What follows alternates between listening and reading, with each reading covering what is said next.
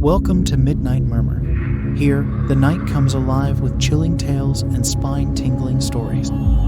If you crave the thrill of the unknown and the eerie whisper of the supernatural, you've found your new haunt. Join us as we dive into the darkest corners of the human mind, unraveling short horror stories that will keep you up at night. Hit that subscribe button, turn off the lights, and let the murmur begin. The Spectre of Raven's Peak. Raven's Peak was a small, forgotten town nestled deep in the Appalachian Mountains. The town had a history steeped in tragedy and sorrow, but none more terrifying than the tale of the Spectre of Raven's Peak. Legend had it that a malevolent spirit haunted the town, emerging every 20 years to claim the lives of unsuspecting residents. It was late October, and the 20th year was upon them. The townspeople were on edge, whispering their fears in hushed tones. Despite the warnings, four friends Henry, Laura, Mike, and Emily decided to spend Halloween night in the old, abandoned Raven's Peak Asylum, the purported origin of the Spectre. The asylum stood on the outskirts of town, its Gothic architecture looming against the darkening sky. As the friends approached, they felt a sense of foreboding, but their curiosity and bravado pushed them forward. "We're going to be fine," Henry said, trying to sound confident. "It's just an old building." They pushed open the heavy doors, which groaned in protest, and stepped inside. The air was thick with a smell of mold and decay. The flickering beams of their flashlights cast eerie shadows on the crumbling walls. "Let's split up and cover more ground," Mike suggested. "We'll meet back here in an hour."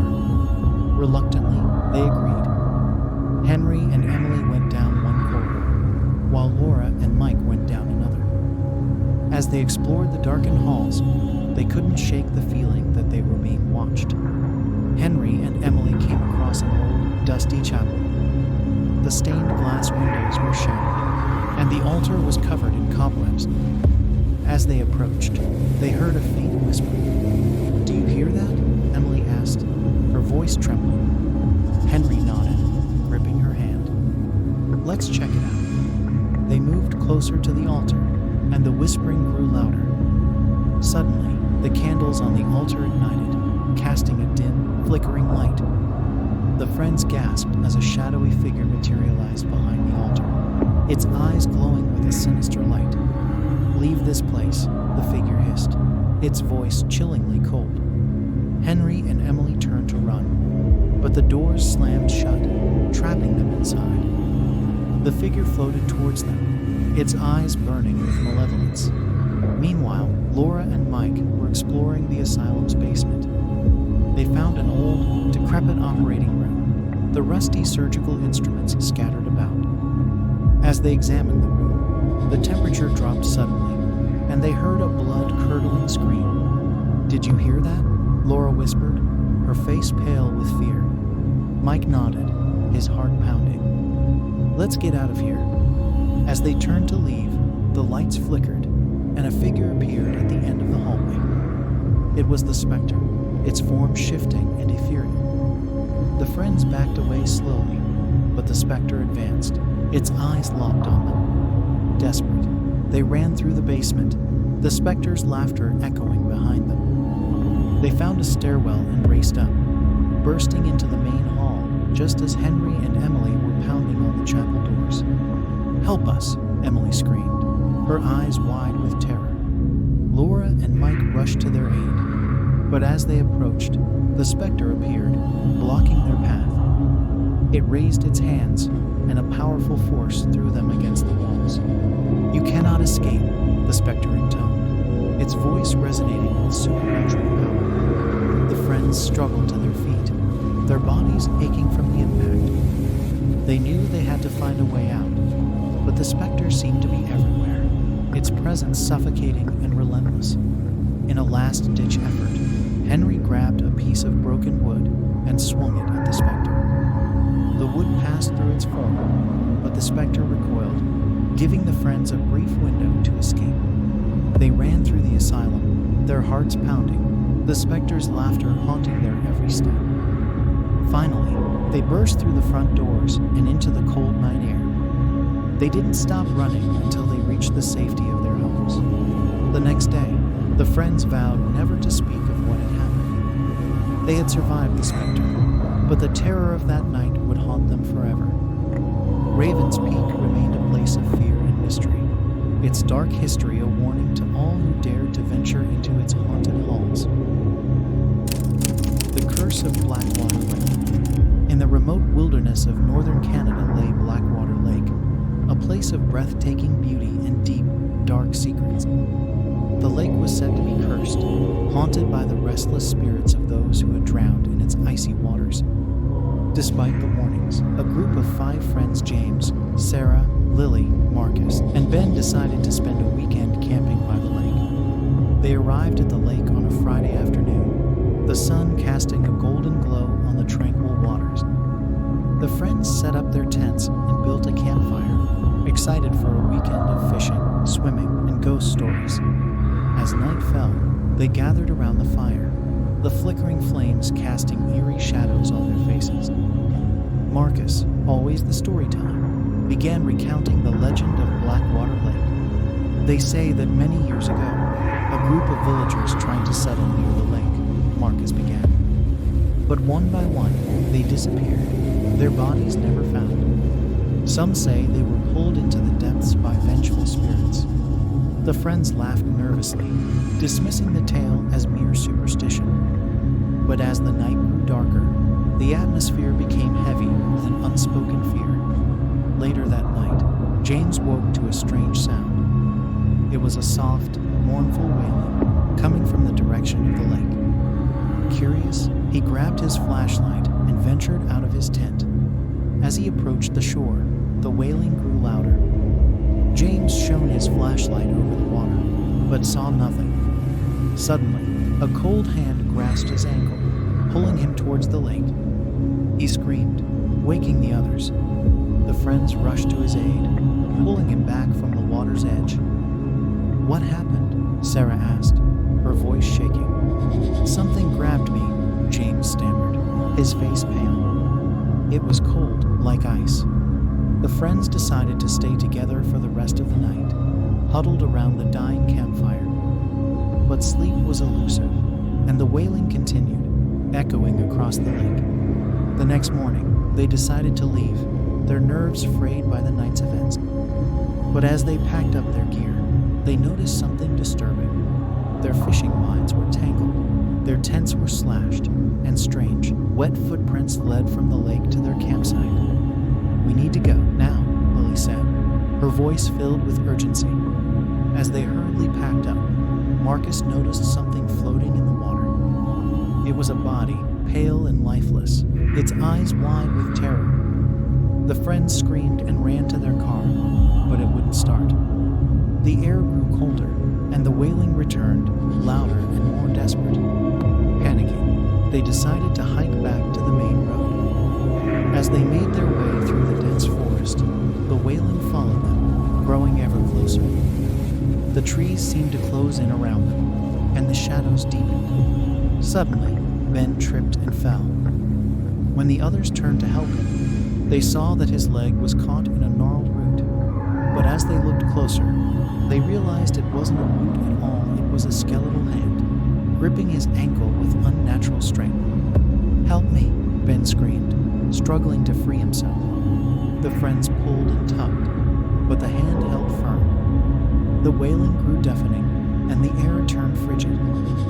Finally, with a great effort, they freed Ben and ran, not stopping until they reached the road. They flagged down a passing car and were driven to the nearest town.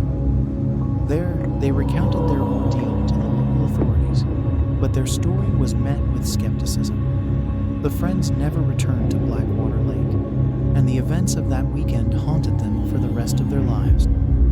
They knew the curse was real, and the spirits of the lake would continue to claim victims, their mournful wailing a chilling reminder of the dark secrets hidden beneath the waters.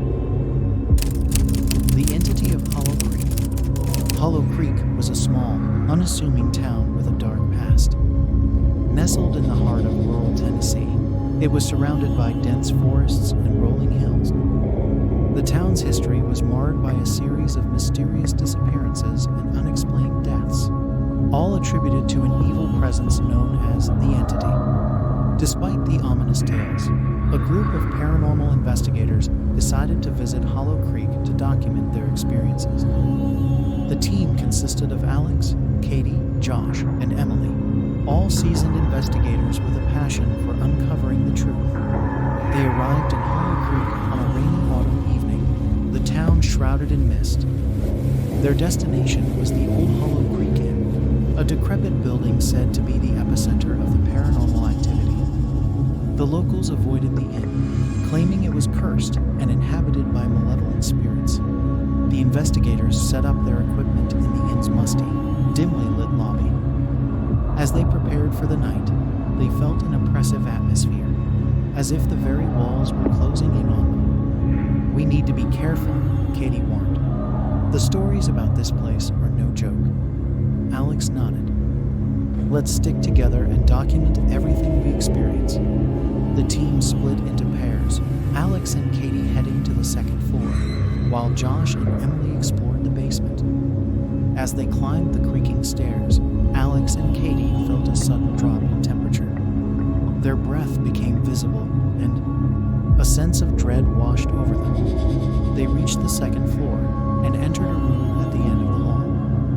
The room was filled with old furniture covered in dust, and the air was thick with the smell of decay. Suddenly, their cameras and recording devices began to malfunction, the screens flickering and static filling the audio. "Something's here," Katie whispered, her voice trembling. Alex nodded, his eyes scanning the room. "Stay close. We need to document this." Meanwhile, in the basement, Josh and Emily were experiencing their own terror. The basement was dark and damp, with water dripping from the ceiling and the sound of rats scurrying in the shadows. As they moved deeper into the basement, they heard a low, guttural growl. "Did you hear that?" Emily asked, her voice barely audible. Josh nodded, his flashlight shaking in his hand. "We need to get out of here." As they turned to leave, the basement door slammed shut, plunging them into darkness. Their flashlights flickered and died, leaving them in pitch black. The growling grew louder, and they felt a cold, malevolent presence surrounding them. "Josh, I can't see anything," Emily cried, her voice filled with panic. "Stay close to me," Josh replied, his heart pounding in his chest. Back on the second floor, Alex and Katie were facing their own nightmare. The room had grown unbearably cold, and a shadowy figure appeared in the corner, its eyes glowing with a sinister light. The figure moved towards them, its form shifting and amorphous. "Get out," it hissed, its voice echoing with malice. The friends backed away, but the figure lunged at them, knocking them to the ground. They scrambled to their feet and ran down the hall, the figure in pursuit. They reached the stairs and nearly collided with Josh and Emily, who had managed to escape the basement. "Run," Alex shouted, and the team bolted for the front door. They burst out into the rain-soaked night, not stopping until they were far from the inn. Gasping for breath, they looked back at the building, its windows glowing with an eerie light. "We need to leave this town," Josh said, his voice shaking. The team agreed, packing up their equipment and leaving Hollow Creek as quickly as possible. As they drove away, they couldn't shake the feeling that they were being watched, the malevolent presence lingering in their minds. The investigators never spoke of their experience at Hollow Creek Inn again.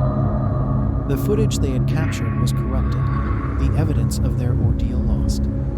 But the memory of that night haunted them, a chilling reminder of the entity that lurked in the shadows, waiting for its next victims. Thanks for listening. Don't forget to like and subscribe for more chilling content.